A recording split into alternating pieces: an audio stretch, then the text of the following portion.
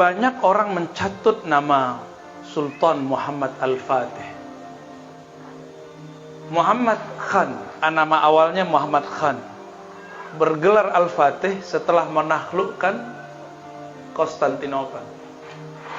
Alhamdulillah kami diizinkan Allah ke sana. Jangan pernah ke sana ya? Belum. Kayaknya susah ke sana nih, pandemi. Tapi Turki buka selalu, ajib. Turki masih buka. Mereka masih waras lah ya. Negara lain udah banyak yang gak waras soalnya. Allah. Masih buka dan itu ajib dan gak ada karantina. Ajib itu Turki. Semoga Allah jaga negeri-negeri yang menjaga peradaban-peradaban Islam. Muhammad Al-Fatih itu berjuang berkali-kali gagal untuk menaklukkan Konstantinopel. Sampai kemudian dapat isyarat dari gurunya Al-Imam Al-Mursyid Al-Kabir Ibn Syamsuddin. Salah satu thariqatnya An-Naqsyabandiyah, Qadiriyah juga, Rumiyah juga, Syaziliyah juga. Tapi yang dikenal di sana Naqsyabandiyah.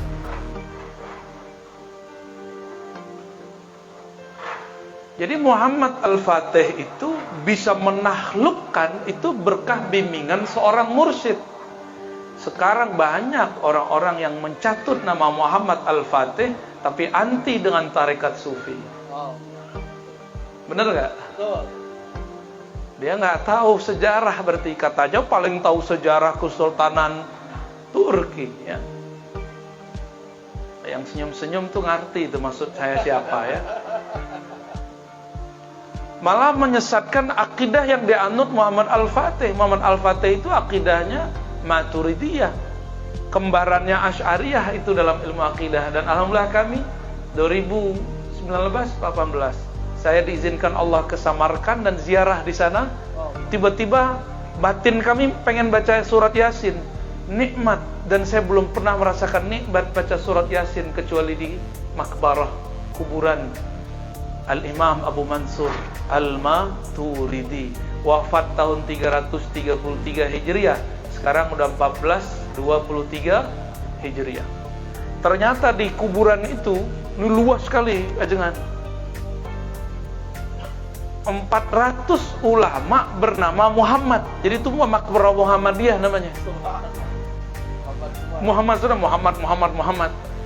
Dan beliau itu seorang petani anggur, petani apel, tergantung musimnya. Jadi beliau ini ulama plus suka sedekah.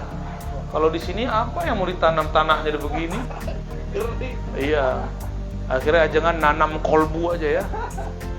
Alhamdulillah. Itu akidahnya siapa? Muhammad Al-Fatih. Muhammad Al-Fatih itu bermazhab Hanafi, bermazhab dia. Sekarang nama beliau dicatut, semangatnya diambil, tapi gerakan keruhaniannya gak diambil. Bisa gak mencapai apa yang dicapai beliau? Gak akan bisa. Maka saya menghimbau siapapun yang mengambil nama beliau, ikuti jejak beliau.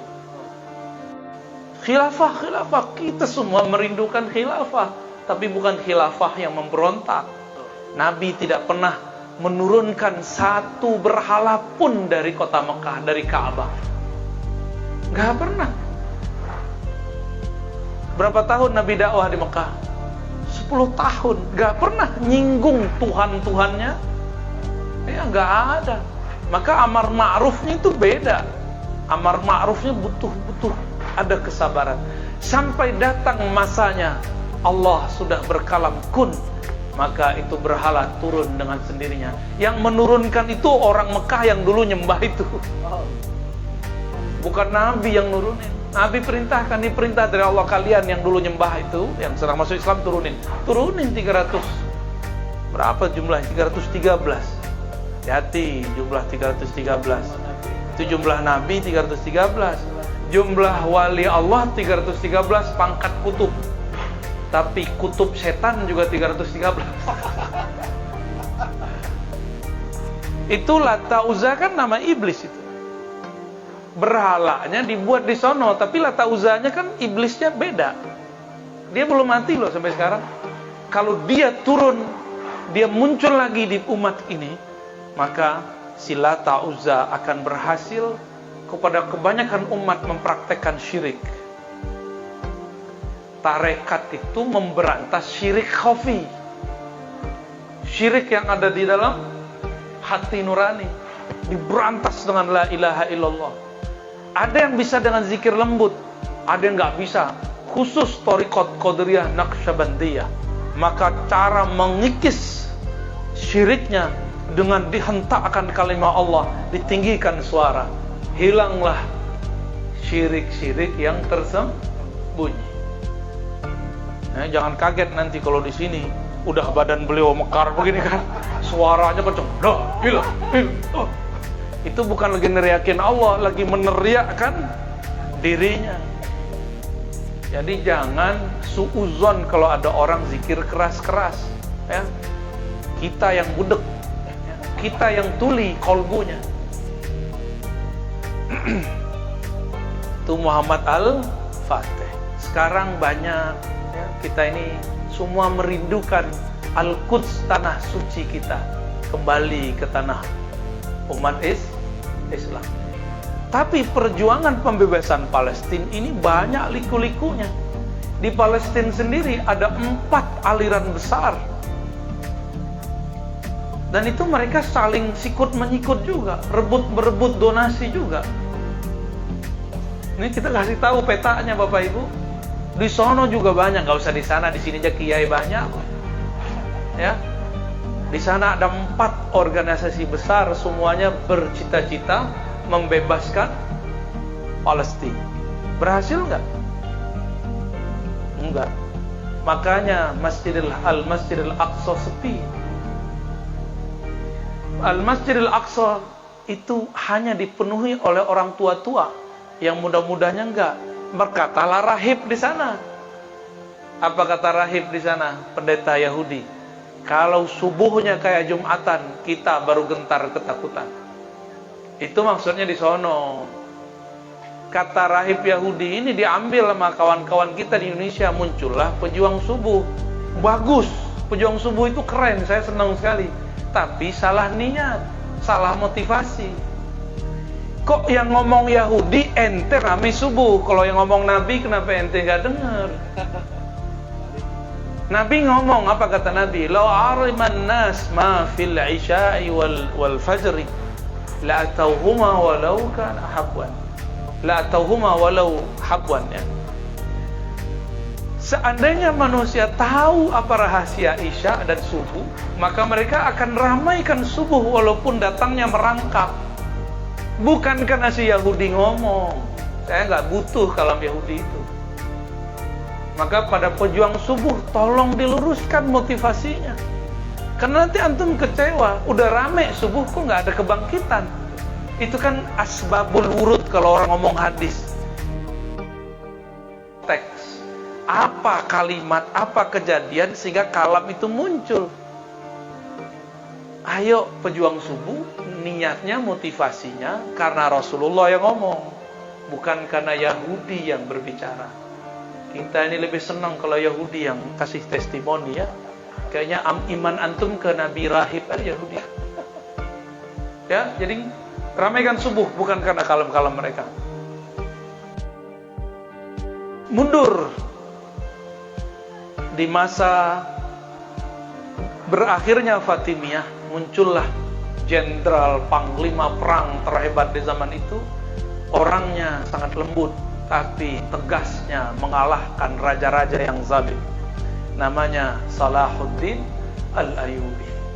Salahuddin Al-Ayyubi itu pun sempat konflik dengan beberapa sultan-sultan yang ada, yang tidak mau berjuang bersama beliau membebaskan Al-Quds. Maka beliau datang kepada Al-Qutub Ar-Rabbani, Syekh Abdul Qadir Al-Jilani. Maka Syekh Abdul Qadir Jilani titipkan seorang muridnya yang berpangkat wali kutub, dijadikan mursyid, pembimbing, mentor Salahuddin Al-Ayyubi. Tapi antum percaya atau tidak, mentornya, wakil talkinnya, pangkatnya kutub. Kutub itu wali tertinggi. Ya, di atasnya ada satu lagi, Al-Ghaus. Ya, Nabi itu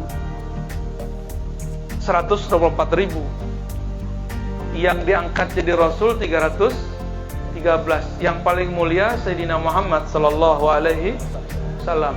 Ada 25 yang disebut, maka juga ada 25 Ghaus besar. Ada satu paling mulia Nabi Muhammad Sallallahu Alaihi Wasallam. Di zaman beliau Syekh Abdul Qadir, beliaulah pimpinan para walinya. Wali sama wali tahu, ya. Yang nggak tahu ya wali murid.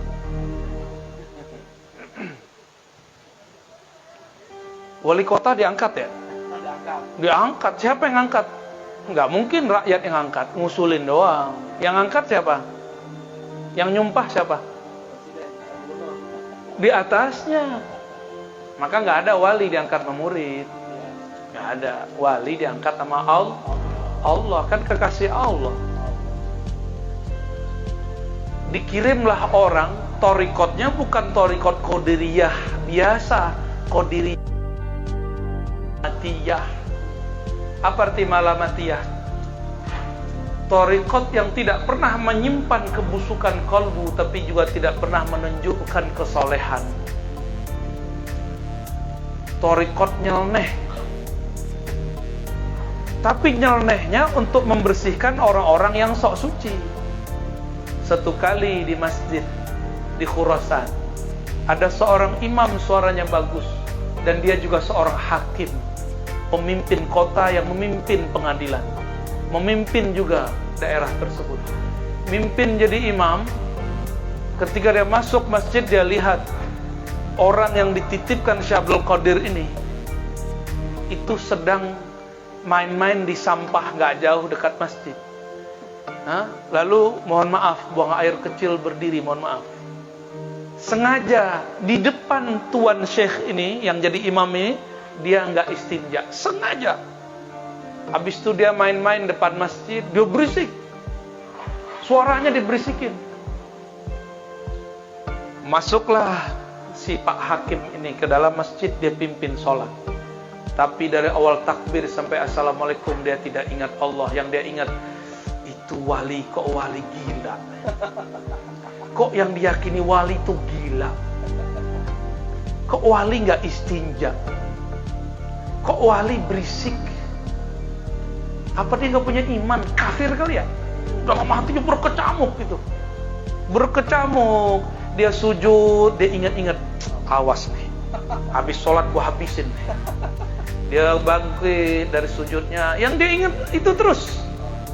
Tambah keraslah suaranya si wali yang Malamatiyah ini. Ya. Selesai sholat, langsung disidang di tempat. Jadi dia assalamualaikum nggak zikir, langsung belah jamaah. Dia keluar, dia kata-kata itu, kafarta billahil azim, tazandaqta billahil azim, kamu zindik kepada Allah. Jadi jangan heran nanti Pak Kiai Ajengan dituduh zindik. Selamat kepada alam kezindikan. Ya, nanti nih Ajengan Hasan, oh siap-siap, ntar kan zikirnya keras juga tuh. Ya. Siap-siap dituduh sesat, ya. Selamat, Anda menjadi orang yang disesatkan. Ya.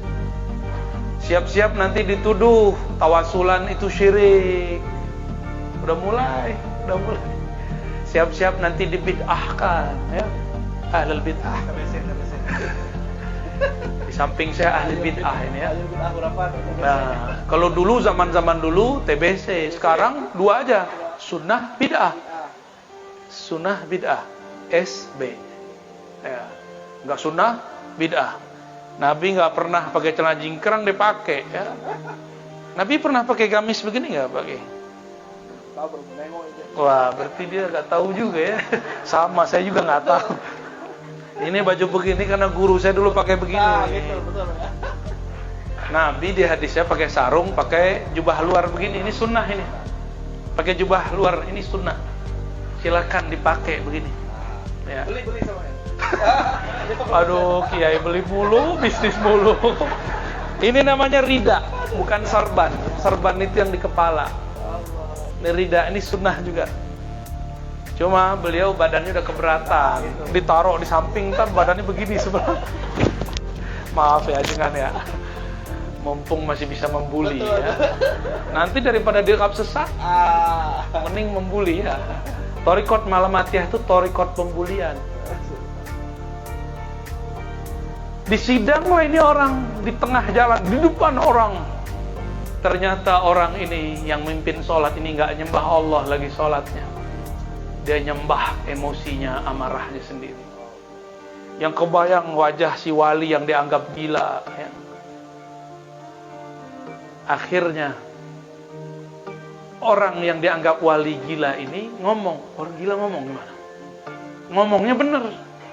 Wahai Tuan Hakim, Tuan Syekh, Tuan Imam, apakah engkau tahu semua ilmu Allah? Apa jawaban beliau? Kalau kita ditanya begitu, jawabnya apa? Apakah engkau tahu semua ilmu Allah? Jawabnya apa? Sepakat ya? Benar nggak? Atau pada tahu semua ilmu Allah? Boleh kita uji? Saya uji satu-satu. Ya. Tahu nggak semua ilmu Allah? Pak Kiai, tahu nggak semua ilmu Allah? Enggak katanya. Setitik doang. Titik itu udah banyak bagi Allah itu ya. Apa jawaban si orang ini? Waras dia. Oh iya, saya nggak tahu semua ilmu Allah karena dia orang alim. Dia tahu kalau dia baca Quran kadang masih ada yang salah juga. Walaupun dia hafiz Quran. Apa? Disambutlah jawaban itu oleh wali yang dianggap gila itu. Wahai Tuan Syekh yang sangat alim, jika engkau tidak tahu semua Allah, ilmu yang engkau tidak tahu, itulah yang aku kerjakan barusan. Bengong dia. Gak jadi di sidang, dilepas. Dibukalah semua rahasia itu Syekh sama wali gila nih. Ente dari awal takbir gak membesarkan Allah. Yang ente ingat muka aneh yang juelek begini. Ente sebelum masuk ke masjid ngintip ya, kalau aku buang air kecil nggak istinja, kan menurut pandangmu aku tidak istinja. Pandangmu belum tentu benar. Pandangan zahirmu belum tentu benar. Mana mungkin seorang wali tidak istinja, kata beliau. Ente takbir memikirkan, kok itu wali nggak sholat? Apa jawaban beliau? Apakah ada wali yang tidak sholat? Apakah ada wali satu napas nggak ingat Allah, dipecat kewaliannya? Kalaupun ada, pasti dia taubat kepada Allah Subhanahu. Nangis itu Tuhan. Jadi muridnya. Besok-besok jadi muridnya. Itu pemimpin kota, hakim agung, jadi muridnya. Caranya begitu dia. Dia nggak pernah menunjukkan kesolehan. Ini kan nggak pernah, nggak kelihatan istinja. Nggak kelihatan sholat, bukan berarti nggak sholat. Nggak kelihatan bersih. Saya menjelaskan metodologi kewalian itu disalahpahami, dipotong-potong lah oleh orangnya hasid. Apa kata mereka? Ar-Razi punya wali, walinya gila. Tahu nggak? Tahu videonya? Terus mereka framing ulang foto-foto, video-video, itu orang gila beneran yang ditunjukin. Yang saya maksud wali yang dituduh gila itu siapa? Zaman sekarang itu namanya Al-Habib Syekhan. Marga famnya Al-Bahar. Fam tua juga itu. Zuriat Rasulullah Sallallahu Alaihi Wasallam. Mereka yang dasar gak punya adab kepada zuriat Nabi Sallallahu Alaihi Wasallam. Dasar gak punya cinta kepada kekasih Allah. Yang dia dengar di YouTube, di sosial media, kata orang Habib Syekhan ini bukan Habib, orang gila. Itulah walinya Ar-Razi. Jika Wan Syekhan itu gila, mungkin Ar-Razi lebih gila. Ini beberapa waktu yang lalu saya habis majelis, suara saya serak. Kita majelis jam 12 malam sampai jam 3. Saya mau ada majelis lagi ba'da subuh. Tiba-tiba orang bilang, Wan Syekhan datang. Maka saya segera turun dari tempat kita istirahat untuk nyalamin beliau sekaligus berangkat. Ternyata beliau sudah bolak-balik keluar dari rumahnya. Terakhir yang ke-10 kali bawa sesuatu di mobilnya. Yang dibawa apa nggak? Tahu nggak ajengan? Sirih. Saya itu biasa bawa permen ngilangin serak. Tapi permen itu kan kimiawi. Mungkin mesti merusak organ di dalam diri saya, dalam tubuh. Maka gampang lelah waktu itu. Itu Wan Sekhon bukan dokter. Ar-Razi dokter kata orang di kampus. Yang gila itu kata ente, itu ngasih saya sirih. Saya sembuh dengan sirih itu dengan izin Allah. Dokter nggak ngerti sirih depan rumahnya bisa ngobatin serak. Orang gila kata ente, itu bisa nyembuhin dokter. Kira-kira mana yang lebih pintar? Mana yang wali? Paham maksud saya? Orang itu ngelakon aja. Dia itu sandiwara depan kita itu. Kita ini mandang dia dengan suuzon atau mandangnya dengan husnuzon. Ini latihan sir, latihan mata batin. Kita ini buruk sangka kah kepada orang atau baik sangka? Ini di sini orang zikir keras-keras.